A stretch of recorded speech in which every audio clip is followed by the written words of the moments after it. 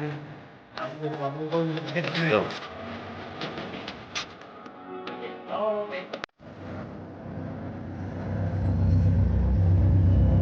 સીતારામ, જય માતાજી।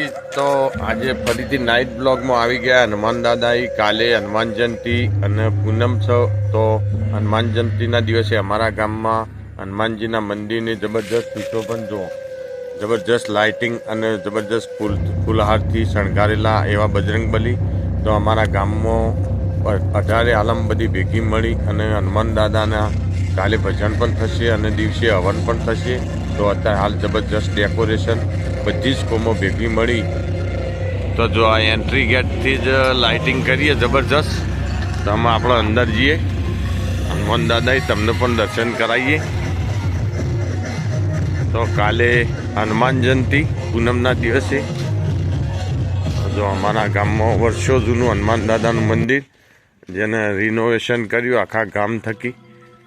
જે ગામના યુવાન મિત્રોએ સારી એવી ઝુંબેશ ઉપાડી અને આ સાલ હનુમાન દાદાનું આ કાલનો ઉત્સવ જબરજસ્ત રીતે હનુમાન દાદા જન્મોત્સવ જો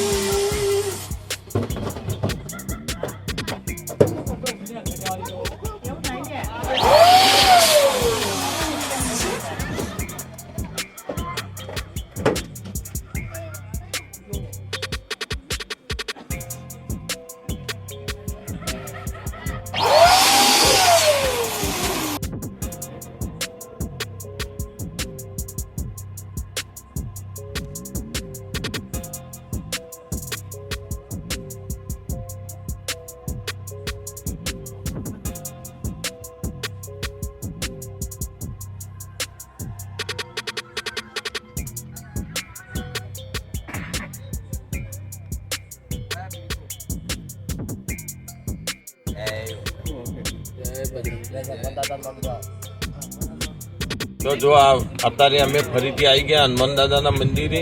તો જો આ બધા સ્વયંસેવકો આખા ગામના દરેક ગ્રામજનો ભેગા થઈ અને આ સાલ નક્કી કર્યું કે આપણા હનુમાન દાદાનો જે જન્મોત્સવ રહ્યો જબરજસ્ત રીતે ઉજવવાનો હોય। તો જબરજસ્ત સેલિબ્રેશન કરવાનું હોય।